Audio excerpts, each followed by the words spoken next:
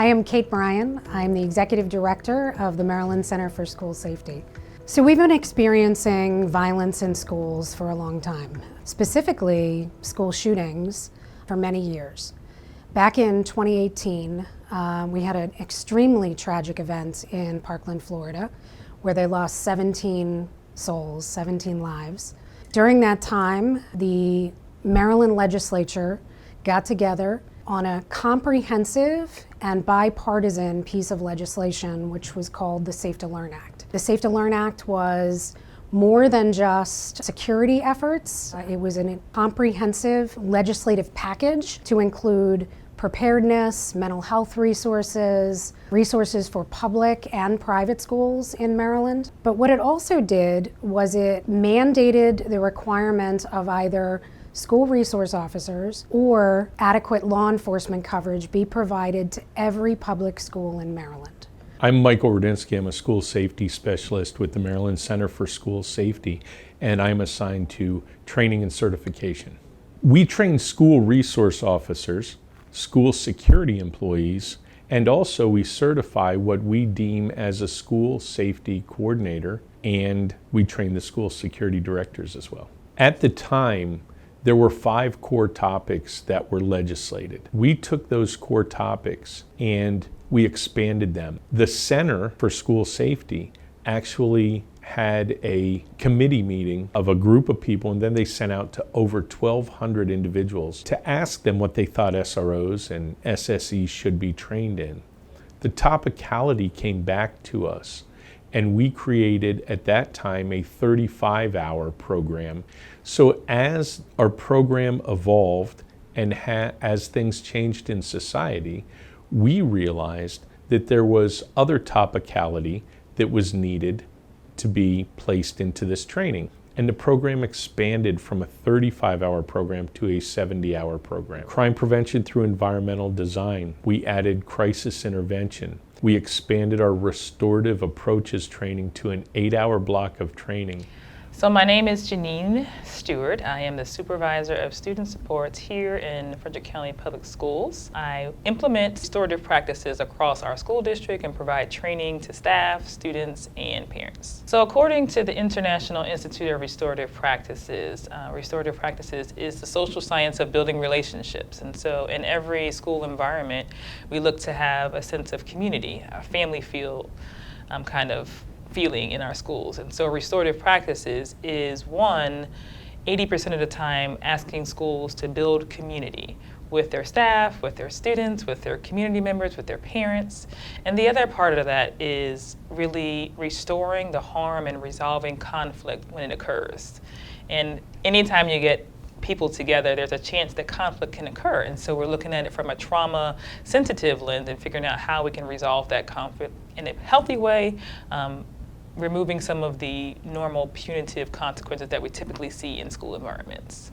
One of the key things that the legislators and all the advocates actually recognized was the fact that having a police officer in a school could potentially cause problems if those police officers weren't adequately trained on how to deal with students. Our students are young, their minds are still developing.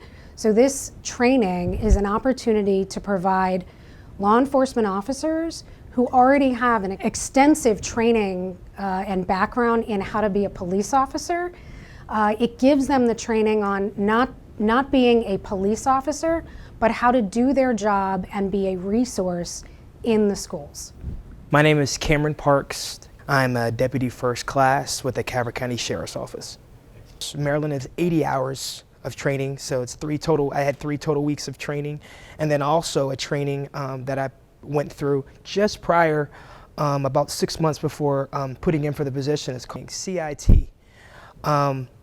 CIT training, I believe, if any school resource officer or anyone's thinking about being a school resource officer, CIT training is absolute paramount, and something that I think that all school resource officers should go through, because we're dealing with young youth all the way up to seniors in high school. And that training got me prepared for being able to use my words, being able to calm a situation just with a smile and body language. Just be able to know Deputy Parks is here. His presence brings me warmth, safety, and calmness, other than the school police officers here to take you away. With the restorative practice, I definitely feel what I do with the mediation is a proactive approach to better ways to handle their situations than fighting or doing something worse. If we can get them before that, and just if we know they're having a conflict, sit them down, have them have a conversation with each other, even if they don't really want to talk too straight to each other and they just want to talk to us, so we just kind of guide them along. I feel that shifts a lot of them into, all right, you know what, maybe they weren't really being mean to me, or maybe they really didn't say what they said. It's always he said, she said. They figure it out and they move on. David Sowers, I'm Deputy First Class with Frederick County Sheriff's Office. I work at Tuscarora High School. It's been both. We've done one-to-ones. We've also done mediations with students with the administration, and then just yesterday we did a mediation with parents. I think it puts us more in the light like of a social worker instead of law enforcement. That most people see me come in and it's not like, oh, the police are here, it's something wrong. It's like, you know, Deputy Sowers is coming. Maybe we can talk to him and see if we can get something done. We based our training from the beginning off of the use of subject matter experts. We know, I was a police officer. There's only so much that I'm able to teach from experience. We wanted our program to be legitimate to our trainees. So since its inception, we've utilized subject matter experts from local school systems and hospitals throughout the state of Maryland to provide training to our trainees. Pathfinders, we always enjoy having self-advocates, so individuals with a disability, and that might be autism or, like Mike said, intellectual or developmental disability, but I can't say that all day, so I'm going to say IDD. Corporal Janelle Myers, I'm with the Harford County Sheriff's Office in Harford County, Maryland. As the curve kind of shifted and we saw a lot of negative interactions with law enforcement, people with disabilities, that's when the community said, this isn't okay, we need to do better.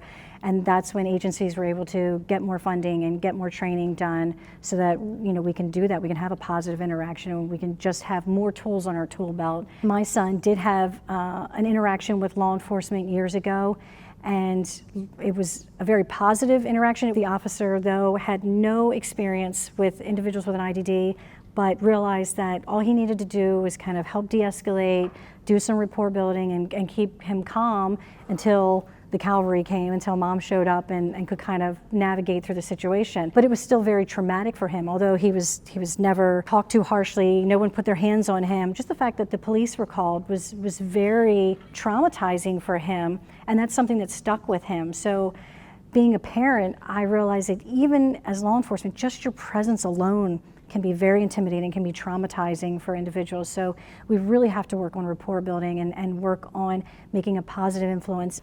Deputy First Class Brett Hartle. I'm currently assigned to the SRO unit for Frederick County Sheriff's Department. Right now I operate out of Tuscarora High School. I try to work on building relationships every day. And when I first started, kids were kind of apprehensive to come up and talk to me. Like I said, they just see the badge, they see the uniform. As the year has progressed, they know me as the snack guy. I got honey buns, donuts, chips, Gatorades. So even that little bit of stuff, it gets them into my office, it gets them talking to me, whether if it's 30 seconds of a, hey, can I get a drink? Or if it's turns into a 10-minute conversation about life and what they want to do. One of the jobs of an SRO and an SSE is informal counseling.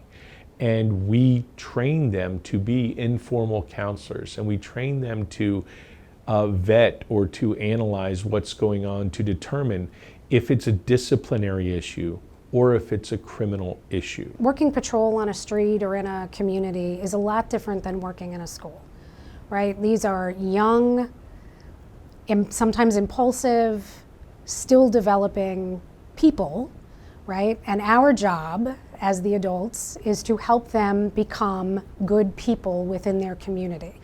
And so the training that we provide, and the reason that our training is so important, is it goes beyond how to police individuals and helps them understand how to be a better resource for our students and our kids who are really just still developing.